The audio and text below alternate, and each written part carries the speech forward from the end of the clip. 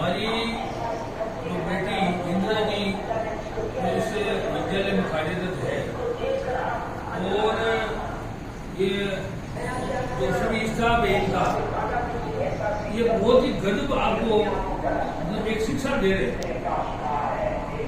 आपकी जो प्रस्तुतियां थी अभी जो पहले पेड़ों पर जी सबने सिखाया सबने गाया साथ में और फिर आपका ये एक था फिर ये जो प्रस्तुति थी अभी जो बहुत ही गजब की ये तो बड़ी पहले नंबर की स्थिति है। ये मैंने पहली बार देखा है जो पर्यावरण पर ये जो ऐसा नाटक और ऐसा गीत बच्चों जीवन में आदमी खाने के बगैर कुछ जी सकता है, पानी के बगैर कुछ समय जी सकता है, पर प्राण वायु ऑक्सीजन है।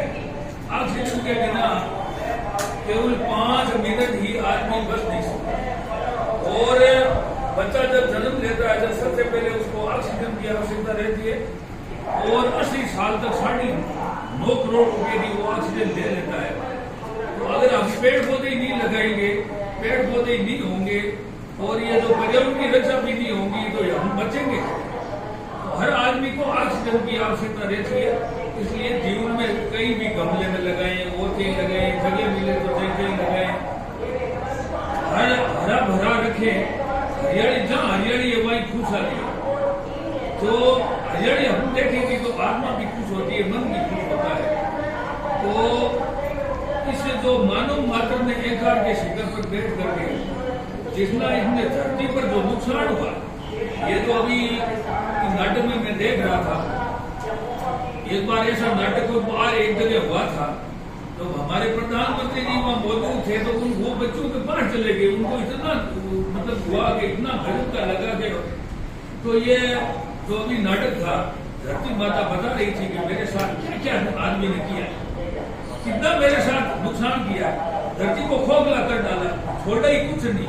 जल खींच लिया, बड़ी बड़ी मशीनें लगा के पानी खींच लिया, तेल खींच लिया, और खींच लिया, कंकड़ के पेड़ पहाड़ खड़े कर दिए, बड़े बड़े पहाड़ थे उसको खोखला कर डाला, हमारी नदियों को प्रदूषित कर दिया। बड़ी तो इतना इस धरती के जो इसके धरती पर जितना खिलवाड़ हुआ है, यूरिया डीएपी और रासायनिक खाते हैं, इससे क्या है कि जो हमारे जो एक जीवाणु होते थे जो जहर इसे धरती को तो नुकसान पहुंचा ही है।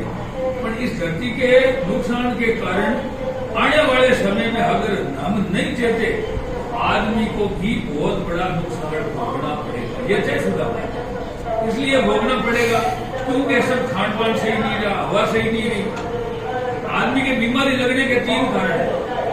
एक तो आप शुद्ध जल नहीं पियोगे, छान करके साफ जल नहीं पियोगे, बीमारी लगेगी। ये तयशुदा बात। शुद्ध खाना नहीं खाओगे, बर्तन साफ करना और करना, शुद्ध बर्तन में साफ खाना बनाना, सब्जी को पहले धोना, 3 बार साफ धो करके बनाना, और हर चीज यदि शुद्ध अगर काम करोगे तो खाना सही होगा तो शरीर भी शुद्ध रहेगा। शुद्ध खाना नहीं खाओगे तो भी बीमारी, शुद्ध पानी नहीं पियोगे तो मिला तो भी बीमारी। और ये नाक से जो हवा लेते हैं फेफड़ों में जाता है और पूरे खून को शुद्ध करता है और इससे नाक से ऑक्सीजन जाती है अंदर। वो अगर आपको शुद्ध नहीं मिली तो बीमारी तय है। बीमारी होगी तो हॉस्पिटल जाओ तो आपको दवाइयां लेनी पड़ेगी और दवाइयां ऐसी बड़ी है कि एक दवाई आपका इलाज करेगी तो दूसरा साइड इफेक्ट कर देगी। ये है इस दवाई का मामला। तो इसलिए क्या है कि खाना पीना शुद्ध रखो, शुद्ध खाओ, शुद्ध पियो और शुद्ध विचार। 3 चीज तो है, शुद्ध खाना, शुद्ध हवा और शुद्ध पानी, शुद्ध विचार। ये अगर आदमी का भाव शुद्ध हो गया, आदमी का विचार शुद्ध हो गया, आदमी की दृष्टि शुद्ध होगी, दृष्टि सुधार लो सब कुछ हो गया ठीक। पानी सुधार लो हो गया सब ठीक, भोजन सुधार लो सब कुछ हो गया ठीक, और मन सुधार लो हो गया सब ठीक। तो ऐसे इसे पर्यावरण को सुधार लो सब कुछ ठीक हो गया। तो ये पर्यावरण की रक्षा करना। देखो एक चीज है, आपको एक बात बताऊं कि आप जैसी एक अमृता देवी बिश्नोई थी और उनकी 2 बेटियां थी। जब पेड़ काटने के लिए राजा आया, राजा के आदमी आए, काटने लगे उन्होंने पेड़ को पकड़ लिया, एक उनकी माता ने पकड़ा तो दोनों बेटियों ने उस पेड़ को पकड़ लिया तो उसकी शीश काट दी। और उन्होंने कहा हम पेड़ को नहीं छोड़ेंगे, चाहे इतने शीश कट जाए तो भी सस्ता है, पर पेड़ बचना चाहिए। शीश कटा लो, पेड़ बचना चाहिए। तो उन्होंने ऐसे करते करते 363 लोगों ने पेड़ों के लिए बलिदान दे दिया था। और फिर चिपको आंदोलन चला। इसी प्रेरणा से तो कई लोग पेड़ों को पकड़ करके खड़े हो गए थे। इसलिए बेटियों, एक दिन आपको मेरे वहां बाग में ले जाऊंगा, सभी एक एक पेड़ पकड़ते हुए 500-400 बेटियों को एक एक पेड़ पकड़ करके खड़ा करके हम फोटोग्राफी करेंगे। क्योंकि हमारे पास तो 11,000 पेड़ है। अगर 11,000 लड़कियां अगर उस पेड़ों को पकड़ कर एक साथ फोटो आता है तो वो पूरा वर्ल्ड रिकॉर्ड कायम होगा। क्योंकि एक चीज एक पिंपलांतरी गांव है, तो हमारे उस पिंपलांतरी में क्या होता है, बच्ची जन्म लेती है तो उसके नाम पौधा लगता है और उस पौधे के जब ये आता है रंग भूमि आती है, सब पौधों के राखी बांधती है, तो हर बेटी जन्म लेती है उसके नाम का पौधा है। तो पिंपलांतरी एक गाँव ऐसा है। तो हमारे पास तो लगे पौधे, आपको तो उस पेड़ को भाई बढ़ाना है। एक ऐसा दिन रखेंगे रक्षाबंधन का, तो सभी बच्चों को वहां ले जा करके उस पेड़ को पकड़ा देंगे।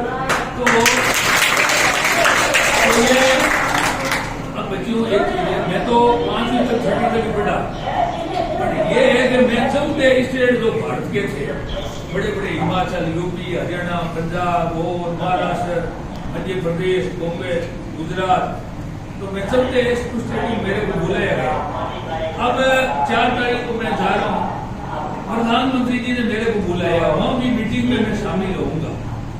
कोई गिने चुने लोगों को बुलाया, वहां एक मीटिंग होगी जो विश्व पर्यावरण दिवस वहां मनाएंगे हम दिल्ली में, और पूरा विश्व देखेगा वहां।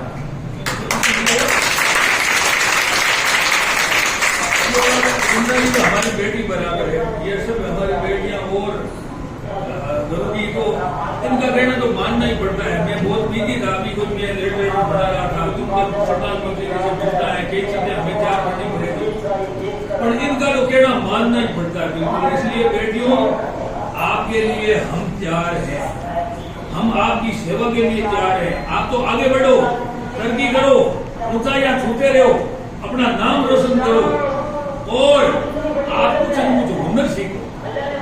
हुनर के बगैर कुछ नहीं है। चाहे हम बेटियों को बढ़ा देंगे, सब कुछ करेंगे, नौकरी लगेगी नहीं लगेगी कोई पता नहीं, पर आपने कोई हुनर सीख लिया तो हो गया काम। पर जिंदगी आराम से गुजार लोगे। बड़ी है, पापड़ है, और है, कोई सब्जी है, और है, सब्जियां बनानी है, और करना है, एक कपड़ा सीखना है, मशीनें सीखनी है, वो है, पेंटिंग है, कई तरह के हुनर है। आपको हुनर सीखना, जो कौशल विकास की तरह जो भारत सरकार उसमें सहयोग करेगी, और कम से कम चाहे पढ़ाई कम आती हो तो 12वीं पास आपको करना है। 12वीं पास से नीचे नहीं रहना। एक बात का ध्यान रखना, क्यों कि 12वीं पास में आने वाले समय में क्या होगा कि आपको घर बैठे 3,000 रुपये सरकार देगी, तो बेरोजगार। इसलिए कभी स्कूल छोड़ने का नाम नहीं लेना। चाहे हाँ पढ़ाई में कमजोर है तो 12वीं से करनी है। ये दूसरी चीज, जहां तक तो आप मेहनत करनी है उसको तरक्की करिए, आगे बढ़िए, और ये कुछ हुनर सीखिए। कुछ छोटा मोटा काम भी कसीदा करना है, वो करना है, कोई रंगाई करनी है, कोई छपाई करनी है, कोई पेंटिंग करनी है, कई तरह के काम है हजारों। जो कहेगी एक आदमी, एक बच्ची थी, मैंने देखा, आदमी का चेहरा देख करके उसका चेहरा बना देती है, उसको पूरा आदमी का फोटो बना देती है, बेटी ये घंटे। तो ये बना देगी। अरे वाह बेटा, बहुत बढ़िया, ये तो बहुत आपको सुने ना कई चीज